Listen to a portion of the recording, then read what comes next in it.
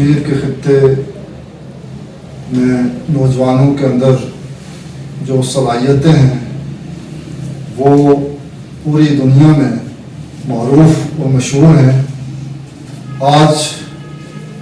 ایسا ہی ایک باصلاحیت نوجوان حافظ ڈاکٹر سہیل احمد ہمارے مہمان ہیں، جنہوں نے کم عمری کے اندر نہ صرف قرآن پاک کو حفظ کیا بلکہ ڈاکٹر اور سرجن تک پہنچے اور چائنا کے اندر مشکل ترین حالات میں بڑی استقامت کے ساتھ وہاں پہ وقت گزارا اور اپنی قابلیت اور صلاحیت سے وہاں پہ مختلف ایوارڈز بھی حاصل کی.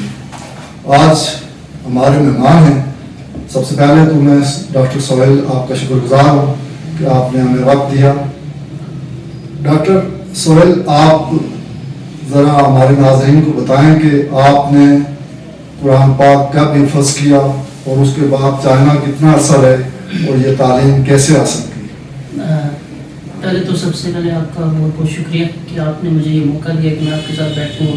کوئی بات چیت کر سکوں. اس کے لیے بہت بہت شکریہ آپ کا. اس کے بعد جہاں تک آپ نے سوال کیا مجھ سے، اس کا ایسے ہے کہ میرے خیال سے مڈل سے میں نے حفظ سٹارٹ کیا تھا اور میری اسکولنگ اور حفظ ساتھ ساتھ چل رہا تھا. تو پہلے میری اسکولنگ راولا کوٹ سے تھی، پھر میں نے جو 9th 10th وغیرہ اور جو FSC میں نے کیا وہ اسلام آباد سے تھا. تو یہ کوئی 2.5-3 سال کے عرصے میں نے قرآن حفظ کیا تھا. پھر اس کے بعد 2013-14 میں جو ہے تو چائنا گیا تھا MBBS کرنے کے لیے، اور ریسنٹلی میں واپس آیا ہوں. اپنا MS کمپلیٹ کیا میں نے جنرل سرجری میں، اور میں ابھی ریسنٹلی یہ جولائی میں، اس ایئر کے جولائی میں ایک ڈگری کمپلیٹ ہوئی اور میں واپس آیا ہوں. ڈاکٹر سہیل، آپ جس عرصے میں چائنا میں تھے وہ کورونا کا آغاز بھی اور جس شہر میں بالخصوص آپ تھے، تو وہ ان حالات کے حوالے سے کہ ایک خوف کا عالم تھا اور بالخصوص چائنا کا ایسا شہر جہاں سے اس بیماری نے، اس وبا نے آغاز ہوا، وہ دن آپ نے کیسے گزارے اور کیا صورتحال تھی وہاں پہ؟ جی بالکل، جو شروع کے دن تھے، جو جیسے ہی نیا ایک پینڈیمک کا نام ہمیں سنا یا کوئی اس طرح کے وائرس کا ہمیں پتہ چلا، تو اوبویسلی ٹف تھا ہمارے لیے، اسپیشلی جو ہمارے فیملی ممبرس تھے ان کے لیے زیادہ ٹف تھا، کیونکہ جو صرف ریٹنگس کے لیے جو خبریں تھیں، کچھ سچ کچھ غلط جو ہے نا جھوٹ، اور کچھ جو لوگ وہاں پہ اسٹوڈنٹس تھے ہمارے وہ بھی مس لیڈ کر رہے تھے میڈیا کو. تو اتنا تھا نہیں جتنا وہ دکھا رہے تھے، جس کی وجہ سے جو ہمارے پیرنٹس تھے ان کے لیے بڑا ٹف ٹائم تھا. لیکن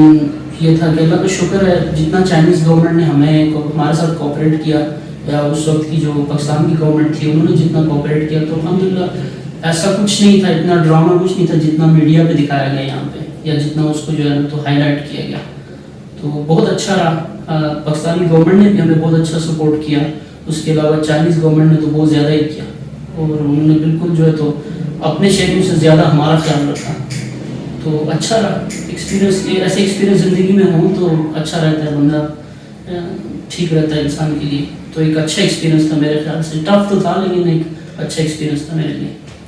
وہاں پہ جو آپ نے ایجوکیشن حاصل کی، وہاں سے آپ نے MBBS کی اور اس کے بعد سرجن بنے آپ. تو اس دوران آپ نے کیا سیکھا، کیا آپ کو مسائل اور مشکلات رہی، اور وہاں کی اور یہاں کی ایجوکیشن کو آپ کس طرح سے کیا موازنہ کرتے ہیں؟ سر دیکھیں، ایسا ہے کہ کمپیریزن کی جب آپ بات کریں گے ہمارے، اگر آپ پاکستان کی یا چائنا کی کمپیریزن کی بات کریں تو آنیسٹلی ہم کمپیئر نہیں کر سکتے. جس طرح کا انفراسٹرکچر ان کا ہے، جس طرح کا ایجوکیشن لیول، جو ٹیچنگ، جس طرح کی ایکسیس وہ ہمیں لیبز میں ہر ایک چیز میں دیتے ہیں، اس طرح کی آنیسٹلی ٹاپ کی یونیورسٹیز میں بھی یہاں پہ پاکستان میں نہیں ہوتا. کیونکہ میرے کافی سارے دوست فرینڈس جو پاکستان کی یونیورسٹیز سے فارغ ہوئے ہیں، ان سے میری بات ہوتی ہے تو میں نے پتہ ہے مجھے کہ ان کو اس طرح ایکسیس نہیں ملتی جتنی ہمیں ملتی ہے. لیکن اس میں ایک جو ٹف چیز ہے چائنا میں وہ ہے کمیونیکیشن، لینگویج. جب تک آپ ان کی لینگویج کو اچھی طرح سے سیکھیں گے نہیں، یا ان کو یہ فیل نہیں کرائیں گے کہ یہ بندہ انٹرسٹڈ ہے، یہ ہمارے کلچر میں انٹرسٹڈ ہے، لینگویج میں انٹرسٹڈ ہے، اسٹڈیز میں چاہتا ہے کہ میں آگے بڑھوں، تب تک وہ آپ کو ہر ایک چیز کی ایکسیس نہیں دیتے. جب تک آپ ان کی اچھے سے لینگویج نہیں سیکھتے تو آپ اس طرح ان کے قریب نہیں جا سکتے. تو میرا جو ایکسپیرینس رہا تو میں ہر کسی کو یہی مشورہ دوں گا کہ اگر آپ بیسٹ جگہ جانا چاہتے ہیں وہ بیسٹ جگہ، لیکن فرسٹ پرائیورٹی آپ کی یہی ہونی چاہیے کہ ان کی لینگویج کو آپ سیکھیں، کیونکہ وہ انگلش کو یا کسی اور لینگویج کو وہ اتنا پرائیورٹائز نہیں کرتے جتنا کہ وہ اپنی لینگویج کو کرتے ہیں، جتنا وہ ان لوگوں کو انکریج کرتے ہیں جو ان کی لینگویج سیکھیں اور ان کے کلچر کو سیکھیں۔ تو میرا تو یہ ایکسپیرینس رہا، شروع میں ٹف رہا تھوڑا سا کیونکہ لینگویج اوبیسلی آسان نہیں ہے ان کی، لیکن جو ایک پلس پوائنٹ جو میرے لیے تھا، پازیٹیو پوائنٹ یہ تھا کہ میں نے جو سیکھنا سٹارٹ کیا وہیں جا کے سیکھنا سٹارٹ کیا، تو میرے پاس ماحول تھا۔ شروع میں میرے کافی سارے دوست جو میرا مذاق بھی بناتے تھے کہ بھائی تم ہر جگہ لگے رہتے ہو، اب آپ کو لینگویج آتی نہیں ہے صحیح سے تو آپ ایسی کوشش کرتے رہتے ہو، لیکن اسی آہستہ آہستہ کوشش کرنے سے اللہ تعالیٰ نے مجھے بڑی عزت دی، اور جو ان کا HSK کا ہائیسٹ لیول ایگزام ہوتا ہے HSK 6 جو چائنیز لینگویج کا، وہ بھی میں نے کلیئر کیا، تو اسی بیس پہ مجھے وہاں انٹرنشپ ملی، پھر اسی بیس پہ مجھے MS کے لیے اسکالرشپ ملی۔ تو لینگویج جو ہے تو بڑا مین جو ہے نا پوائنٹ ہے اس میں، اگر کوئی بھی وہاں جانا چاہتا ہے۔ آپ اس کا مطلب یہ ہے کہ چائنا کی زبان تو آپ اچھی طرح سے جانتے ہیں، کتنی زبانوں پر آپ کو غور حاصل ہے؟ انٹرنیشنلی تو زیادہ نہیں، انگلش بول لیتا ہوں، اردو اوبیسلی پہاڑی اپنی لوکل زبان جو ہے، اور چائنیز بھی ایڈ آن ہوگی اس میں، اس کے علاوہ پشتو ہماری جو لینگویج ہے وہ بھی، کیونکہ کچھ دوست تھے میرے ساتھ وہاں پہ، ان کے ساتھ رہ رہے کے ماحول سے میں نے پشتو بھی تھوڑی سیکھ لی، تھوڑی تھی الحمدللہ بول لیتا ہوں وہ بھی، تو بس یہی ہے کچھ تھوڑی بہت زبان ہے۔ وہاں پہ رہنے کے بعد آپ جو آپ نے کتنے ایوارڈ حاصل کیے، یہ ایجوکیشن جو ہے اس پہ ساری اسکالرشپ تھی یا کس طرح سے آپ نے اس کو مینیج کیا؟ جی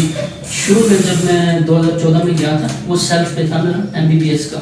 وہ تقریباً 2018-19 تک جو ہے تو وہ سیلف پہ ہی رہا، پیرنٹس مجھے سپورٹ کرتے تھے اور میں بھی اتنا کیپیبل نہیں تھا کہ کچھ کر سکوں،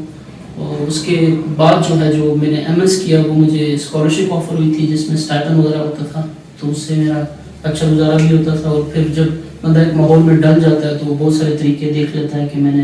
کیسے سروائیو کرنا ہے، کیسے کیا کرنا ہے، کیسے اپنی ایجوکیشن کو بھی چلانا ہے اور کیسے اپنے فائنینسز کو بھی دیکھنا۔ تو پھر الحمدللہ 2018-19 کے بعد گھر سے مجھے کوئی سپورٹ نہیں تھی، خود ہی سروائیو کرا تھا، کچھ اسٹائپن جابس وغیرہ ہر چیز کر کے تو میں نے اس کو مینیج کیا، تو الحمدللہ اللہ کا بڑا شکر، محنت انسان کرتا ہے تو اللہ اس کا صلہ ضرور دیتا ہے۔ آپ نے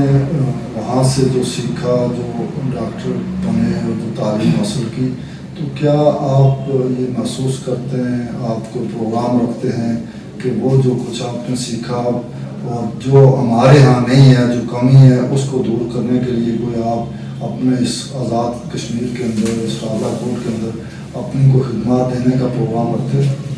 جی بالکل، میں ابھی ریسنٹلی مجھے 1 مہینہ ہوا ہے کہ میں یہاں آیا، اور یہ 1 مہینہ تو میں سمجھے کہ ایک شوق میں ہوں، کیونکہ پہلے جب انسان چھوٹا ہوتا ہے تو اتنی چیزوں کی سمجھ نہیں ہوتی، یا کسی اب فیلڈ میں جب جاتے نہیں ہیں تو آپ کو پتہ نہیں ہوتا، تو کیونکہ میں ایک فیلڈ میں وہاں کام کر کے آیا ہوں، ہیلتھ کیئر سسٹم کو میں نے بڑی قریب سے دیکھا ہے، تو یہاں آ کے جو میرے ایکسپیرینسز رہے ہیں سرکاری ہاسپٹل کے 1 مہینے میں یا کسی پرائیویٹ کے، تو آنیسٹلی میں بہت ڈس اپوائنٹ ہوا ہوں۔ مینلی اس چیز سے ڈس اپوائنٹ ہوا ہوں کہ ڈائگنوسس بہت کم ہے یہاں پہ، جو میں نے دیکھا ہے ڈائگنوسس کی طرف لوگ نہیں جاتے، اور ہمارے لوگوں کا بھی ڈاکٹرس کو ہم بلیم کریں یا کس کو بلیم کریں مجھے اس کا اندازہ میں نہیں لگا سکتا، کیونکہ ہمارے لوگ بھی نا آرام سے یہ چیز کو سمجھتے ہیں۔ ہر کسی کا مائنڈ سیٹ ایسا بنا ہوا ہے کہ وہ ڈاکٹر کے پاس جائیں گے تو انہیں گولی دوائی چاہیے کہ یہ گولی دو گے تو مجھے افاقہ ہوگا، تو ہر کسی کا یہی مائنڈ سیٹ ہے۔ میں جس سے بھی ملا انہوں نے کہا مجھے یہ پرابلم، مجھے گولی لکھ دو، لیکن ان کو میں سمجھانے میں مجھے بڑی مشکل ہوتی ہے کہ بھائی گولی لکھنا یہ بڑا ایک اینڈ کا پروسیس ہے، بہت اینڈ پہ ایک چیز آتی ہے، اگر ایک اچھا ڈاکٹر ہے، کوالیفائڈ بندہ تو بڑے اینڈ پہ جا کے نا آپ کو وہ گولی لکھ کے دے گا، کیونکہ گولیاں آپ کو پتہ ہے کہ کوئی بھی چیز آپ لیں گے اس کے فائدہ ایک ہوگا، لیکن ساتھ میں 2-3-4 سائڈ ایفیکٹس بھی اس کے ضرور ہوتے ہیں۔ تو بس یہ میری کوشش ہے کہ کسی طرح ہمارے لوگوں کا تھوڑا مائنڈ سیٹ چینج ہو جائے کہ گولیاں دوائیاں نہیں، پہلے اپنی جو ہائیجین ہے، اپنا جو ڈائٹ ہے، اپنا جو کھانا پینا ہے، اس کے اوپر غور کریں، تھوڑی اپنی جو لائف سٹائل میں چینجز لائیں، اس سے زیادہ آپ کو بہتری ہوگی بجائے کہ آپ روزانہ ایک گولی کھا کے سوئیں۔ تو اس کے لیے زیادہ تو میں ابھی اتنی میری کیپیسٹی ہے نہیں، لیکن میں نے ابھی جتنا میری کیپیسٹی ہے اس کے لیے میں نے یہ سوچا کہ میں خود بھی اور میرے کچھ جو دوست ہیں فرینڈز ہیں جو اسپیشلسٹ ہیں، کیونکہ میں تو صرف جنرل سرجن ہوں اور میڈیکل کی آپ کو پتہ فیلڈ یہ ہے کہ ہر ایک آرگن کا ہر ایک جو ہے نا تو ایک اسپیشلسٹ ہوتا ہے، تو اس لیے میں یہ سوچ رہا ہوں کہ اپنے کچھ فرینڈس کو ساتھ ملا کے میں ایک سوشل میڈیا کا پلیٹ فارم بناؤں جس میں فری آف کاسٹ جو ہے نا لوگوں کو اچھی سجیشنز ہم دے سکیں. کوئی بھی ہے کسی بھی ٹائم وہ آئے اپنی کوئریز رکھے، اپنی پرابلم ہمارے ساتھ شیئر کرے اور اس کے لیے جو بیسٹ پاسبل ڈیسیجن ہوگا یا کوئی بھی اچھی ایڈوائس ہوگی وہ ہم ضرور دیں گے. کسی قسم کا کوئی ڈائٹ پلان ہے یا کوئی بھی چیز ہے، اور جس طرح میں اگر وقت ملتا ہے تو بالکل فری آف کاسٹ جو ہے نا یہ میرا پروگرام ہے کہ میں اس طرح یہ کروں. انشاءاللہ کوشش ہے کہ جلدی میں اس کو شروع کروں گا social media platform. Sir doctor Sohail, جو ہم نے چائنا کے اندر دیکھا کہ کافی بڑی عمر کے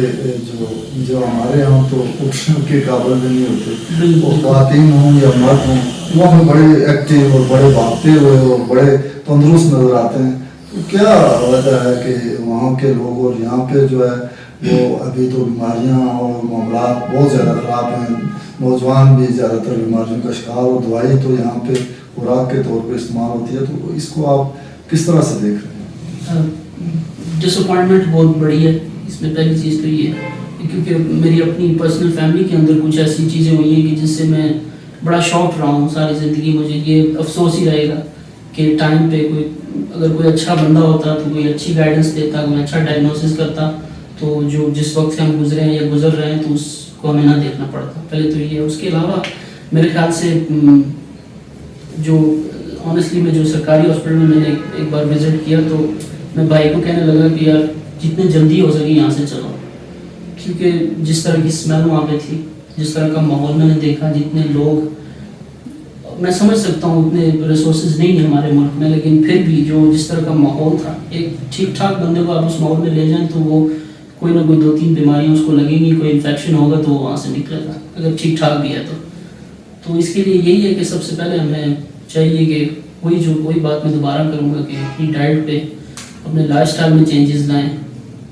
تو تبھی ہم. اور ایک اور چیز بہت جو آپ کا جو مینلی جو کویشچن تھا اس پہ میں یہی کہوں گا کہ ہم اپنے دین کی وجہ سے جب عزت دینے پہ آتے ہیں تو کچھ زیادہ ہی کرنا شروع ہو جاتے ہیں. جب ماں باپ گھر میں فارغ ہو جاتے ہیں یا بیٹھ جاتے ہیں تو ہم کسی چیز کو ہاتھ نہیں لگانے دیتے، کچھ زیادہ ہی عزت کرنا شروع ہو جاتے ہیں، زیادہ ہی خیال رکھنا شروع ہو جاتے ہیں. تو ہمارے لوگوں کو یہ چاہیے کہ جو زیادہ ایج کے لوگ ہیں، ماں باپ ہیں، دادا دادی ہیں، ان کو کرنے دیں کچھ نہ کچھ، اٹھنے دیں، کوئی نہ کوئی ایکٹیویٹیز ان کی لائف میں رہنے دیں. کوئی مسئلہ نہیں اگر وہ کوئی چھوٹا سا کام کر لیں گے، کسی کی عزت میں کمی نہیں آ جائے گی یا کوئی کچھ کہہ نہیں دے گا، تو ان کو کرنے دیں. وہ مصروف رہیں گے، کچھ کرتے رہیں گے تو ان کی صحت بھی ٹھیک رہے گی. اگر آپ وہ ایک ٹھیک ٹھاک آدمی کو آپ بٹھا دو، لٹا دو سارا دن تو وہ اسی طرح رہے گا. اور چائنا میں جو آپ نے کویشچن کیا کہ ادھر راز یہی ہے کہ وہ 80 ایئرز اولڈ 90 ایئرز اولڈ لوگ بھی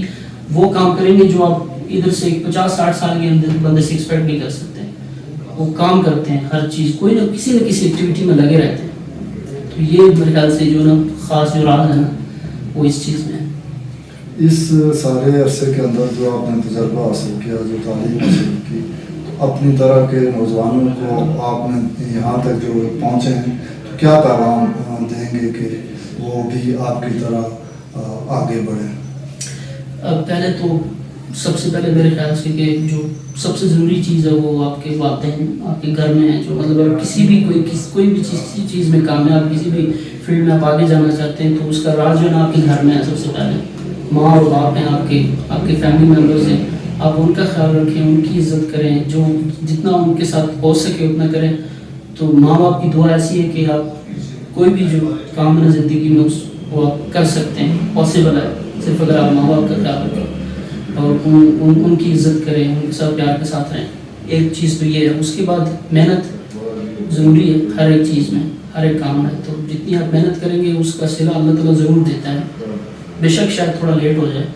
تھوڑا ٹائم لگ جائے، لیکن انشاءاللہ اللہ تعالیٰ جو ہے نا تو محنت کو رائیگاں نہیں جانا دیتا، وہ ضرور اس کا جو ہے نا صلہ دیتے ہیں.